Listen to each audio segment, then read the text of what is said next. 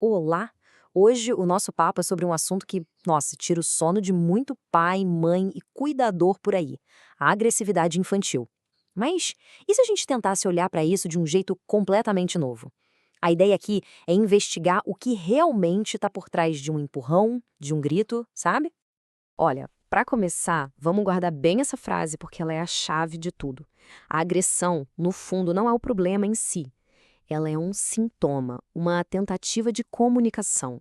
Muitas vezes, é a única ferramenta que a criança tem na mão quando as palavras, bom, ainda não dão conta do recado.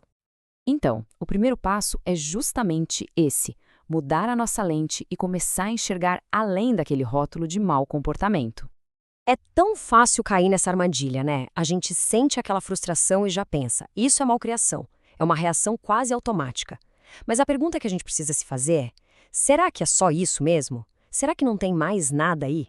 E essa visão mais comum de que é um erro que precisa de punição, apesar de ser super compreensível, acaba nos impedindo de ver a raiz do problema. Porque ao focar só em punir o ato, a gente perde uma chance de ouro de ensinar uma habilidade emocional que vai servir para a vida toda. E para ajudar a gente a entender essa raiz, tem uma metáfora que é perfeita: a do iceberg. Pensa só, o que a gente vê, aquele grito, o tapa, a mordida, isso é só a pontinha do iceberg. É o sinal visível de uma história emocional muito, mas muito maior que está acontecendo ali debaixo da superfície. E o que tem nessa parte submersa? É aí que mora a verdadeira causa. Pode ser frustração que foi se acumulando, pode ser cansaço, excesso de estímulo, ou até coisas mais profundas, como medo, insegurança. O comportamento agressivo, então, vira a explosão disso tudo. E aqui tem um ponto que é crucial, que é a parte da neurociência. O cérebro de uma criança pequena ainda está em pleno desenvolvimento. O córtex pré-frontal, que é essa área responsável pelo autocontrole, pelos impulsos, ele está literalmente em obras. Então, pedir para uma criança ter um controle perfeito é como pedir para um prédio em construção aguentar um peso que ele ainda não está pronto para suportar. Ou seja, o ponto central é esse: a agressão infantil raramente vem de maldade. Ela vem da imaturidade. É uma reação do corpo, uma reação física a um sentimento que é tão grande, tão avassalador, que a criança simplesmente ainda não sabe como processar de outro jeito. Ok, entendido por quê, vamos para a parte prática. Como é que se age no exato momento da crise quando a agressão acontece? Essa aqui é a regra de ouro. Se o adulto responde com grito, com palmada, se perde o controle, a mensagem que a criança entende é: ah, então essa é uma forma válida de resolver as coisas. O adulto precisa ser o espelho da calma que se espera da criança. E aqui a gente vê a diferença gritante. A reação mais comum, baseada no medo, só ensina a criança a ter medo. Já uma resposta gentil, focada em segurança, ensina regulação emocional. Mostra que o adulto é um porto seguro, mesmo no meio da tempestade. Vamos detalhar isso um pouco mais, né? Primeiro de tudo, segurança. Quando se fala em segurar com firmeza, não é sobre usar força, de jeito nenhum. É sobre conter para proteger todo mundo. Segundo ponto, menos é mais. No pico da crise, o cérebro da criança simplesmente não consegue processar um sermão. Uma frase curta e clara já basta. E terceiro, a calma do adulto é a âncora. É o sistema nervoso de quem cuida que vai, aos poucos, ajudar o da criança a se reequilibrar. Certo, a crise passou, a calma voltou. Mas o trabalho não acabou. Muito pelo contrário.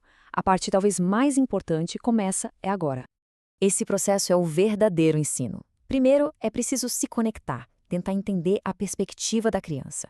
Depois, dar nome ao sentimento. Raiva, frustração, tristeza. Nomear a emoção é o primeiro passo para conseguir dominar ela. E por último, é dar para a criança ferramentas novas para a próxima vez que isso acontecer.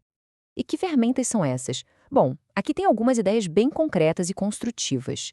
Ensinar a criança a usar a voz, a pedir ajuda, a criar um espaço para se acalmar. Tudo isso são habilidades para a vida, que vão entrando no lugar aquele impulso de bater. Agora, vamos pensar a longo prazo. Como construir um ambiente que ajude a diminuir a frequência dessas explosões?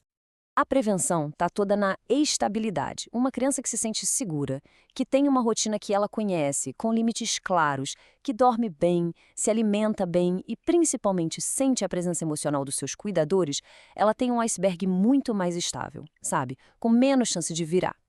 E aqui entra um ponto que é fundamental, que é o reforço positivo.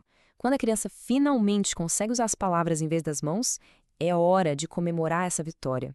Um simples, nossa, que legal que você usou sua voz para resolver isso. Isso sim reforça o comportamento novo e mostra qual é o caminho certo a seguir. Essa frase resume perfeitamente a filosofia por trás de toda essa abordagem. O medo pode até funcionar para parar um comportamento na hora, mas é a direção, a orientação paciente e firme que constrói um caráter forte e resiliente de verdade.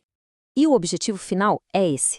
A lição mais poderosa que uma criança aprende com esse processo todo não é só não pode bater. É ela descobrir que o verdadeiro poder, a força de verdade, está na capacidade de sentir uma emoção gigante e, mesmo assim, escolher uma resposta que constrói, não que destrói. Isso é autocontrole. Para fechar, vamos ficar com essa ideia. Cada ato de agressão é, na verdade, uma oportunidade. É uma chance de olhar além do comportamento, de responder aquele pedido de ajuda escondido e de guiar a criança nessa jornada para se tornar uma pessoa emocionalmente forte e madura.